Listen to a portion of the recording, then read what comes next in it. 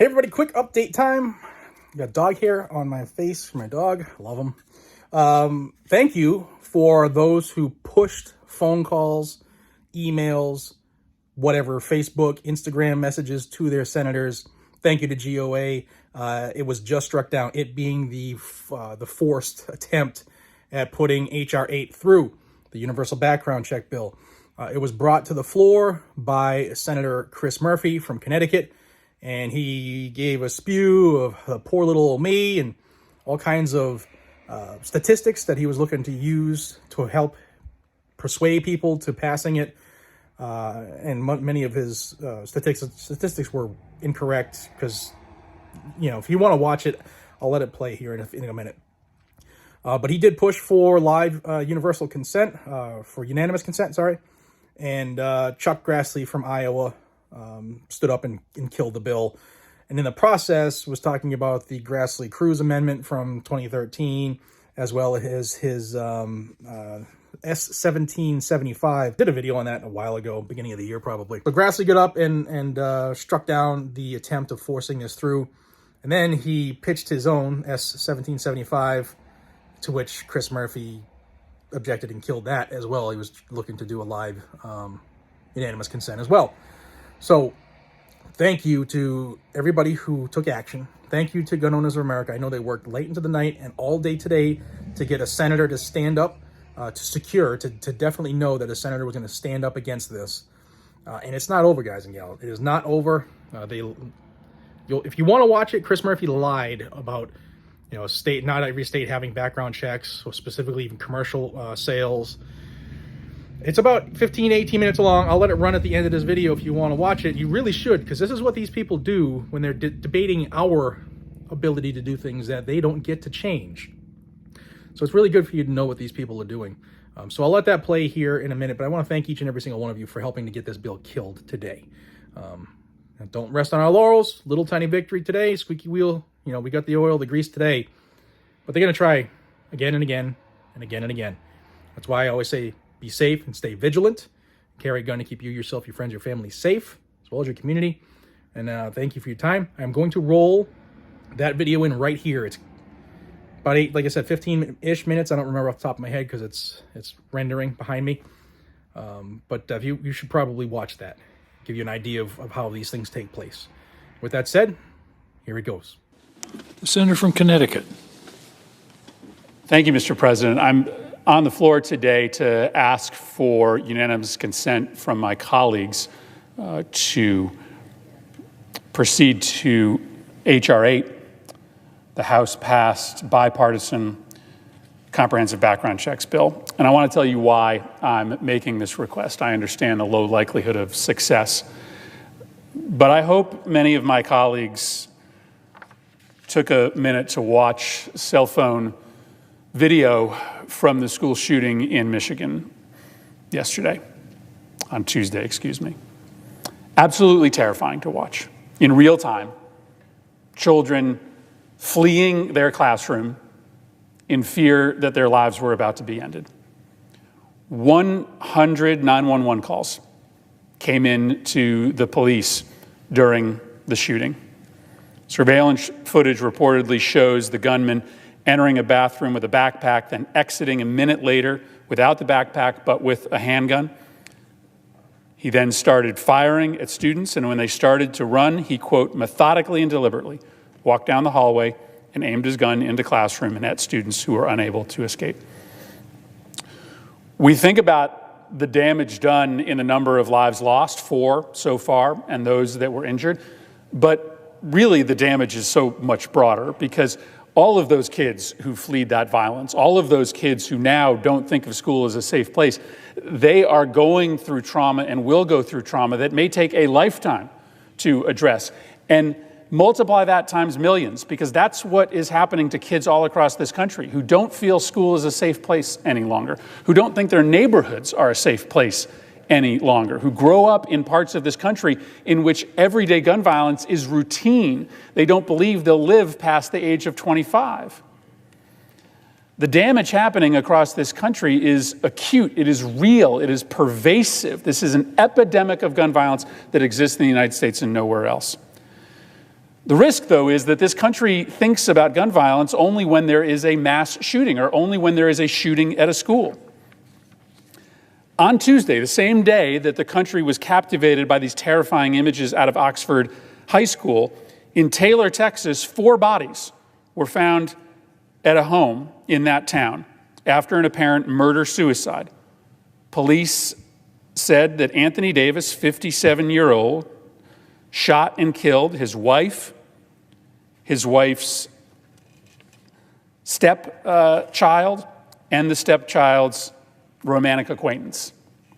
4 people dead in Taylor, Texas. Nobody knows about that nationally. Nobody knows about the other 50 to 100 people who died of gun violence on Tuesday. This happens every single day in this country at a rate 10 times higher than any other country in the high-income world. It only happens in the United States of America, and we let it happen as a body. We let it happen as a body because it is not that we are unlucky in the United States. This is a policy choice that we make. And let's be honest, the reason that we can't get anything done in the Senate is not because there is a disagreement amongst our constituents about what to do. Our constituents, Republicans and Democrats, support measures like universal background checks. In fact, there's almost nothing in the political world that enjoys such high support as universal background checks. 80–90% of Americans, the majority of Republicans, Democrats, gun owners, non-gun owners, support universal background checks. But we can't get it done because it seems as if many of my colleagues here care more about the health of the gun industry and their profits than they do about the health of our kids. Gun industry profits are being put ahead of the safety of my children, of our children. Shooting after shooting, Republicans in this body have refused to do anything meaningful that would reduce this pace of carnage, both in our schools, but on the streets of America. And as I said, it's not as if we don't know what the answer is. Let me give you a remarkable statistic. So in 2020, we saw a pretty substantial increase in violent crime all across the country. That increase was about 5%, and a lot of that was gun crime. Gun crime went up by 25% during 2020. But let's break down that number between the states that have universal background checks and the states that don't have universal background checks. 5% overall increase in violent crime in the United States. But in 2020, in states that did not have and don't have universal background checks, meaning a criminal can get a gun at a gun show or online without any background check. In those states, violent crime went up 8%, higher than the national average. Well, what about the states like Connecticut that have universal background checks, where we make sure everybody gets a background check before they buy a gun? In those states, violent crime went up in 2020 by less than 1%. That's pretty stunning. On a percentage basis, violent crime goes up by 8 times the level in states without universal background checks as in states with universal background checks. And I can just run through the litany of studies that show the difference in murder rates and gun crime between states that have universal background checks and those that don't. One of the most recent studies from 2019, a Harvard study, shows a 15% difference.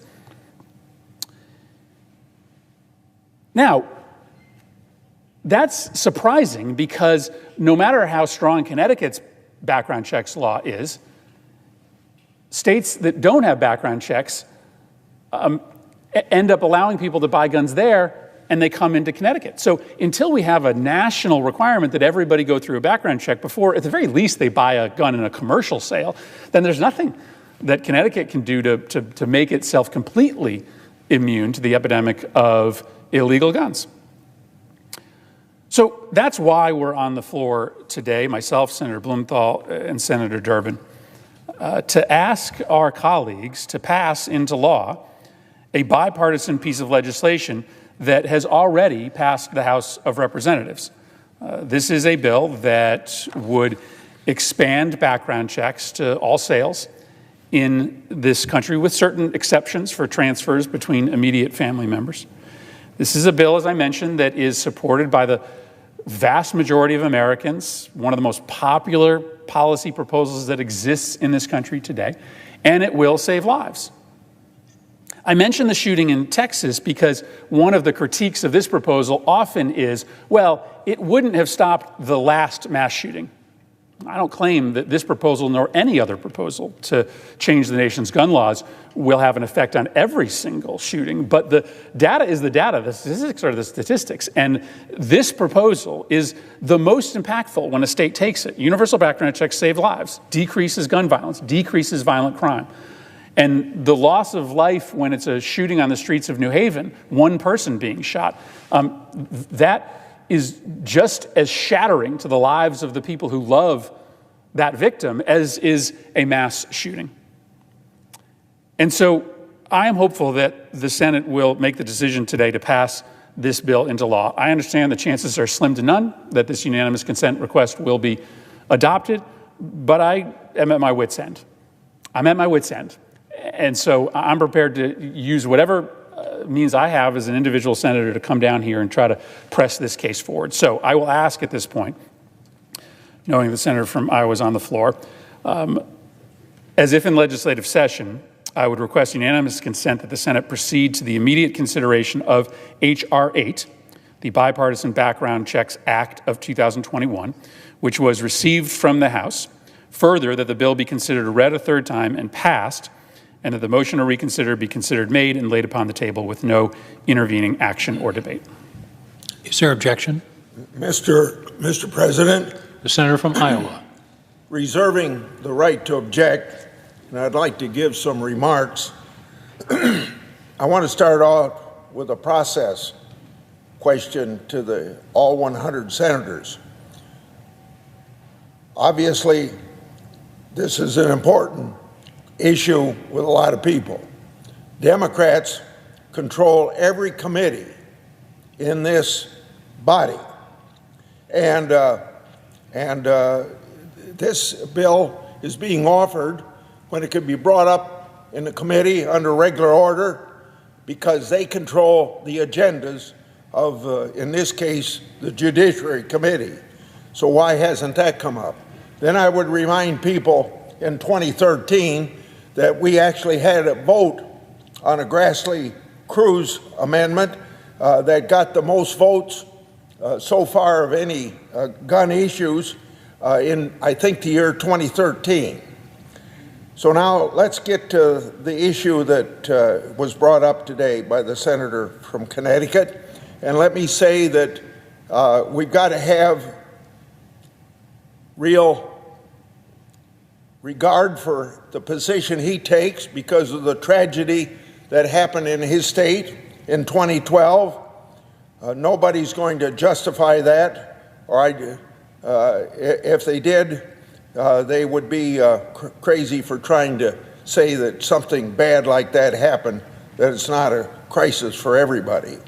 So let me start off by saying, in regard to what happened in Michigan, the senseless tragedy that we saw in that state should not have happened.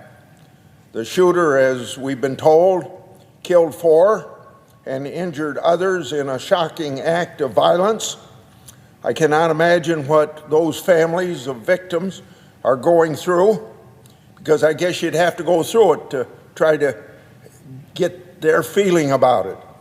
You see it expressed on television, but it doesn't make the same impact on the people that are listening that makes on the family of the victims. Difficult topics require across the aisle conversations, particularly when you have to have 60 votes to get anything done in this body. And I'd invite my colleagues across the aisle to have a bipartisan conversation on this topic and a lot of related topics to it. Violent crime and violence at schools are serious problems.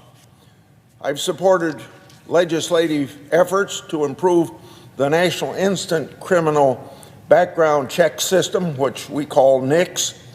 For example, I introduced the EAGLES Act, a bipartisan bill that would help reauthorize the U.S. Secret Service's National Threat assessment center where they study targeted violences and proactively identify and manage threats before they result in tragedies. However, in regard to the motion before us, I have serious concerns with the bill raised by the senator from Connecticut. This bill is hostile towards lawful gun owners and lawful firearm transactions. This will not solve the problems that it seeks to solve.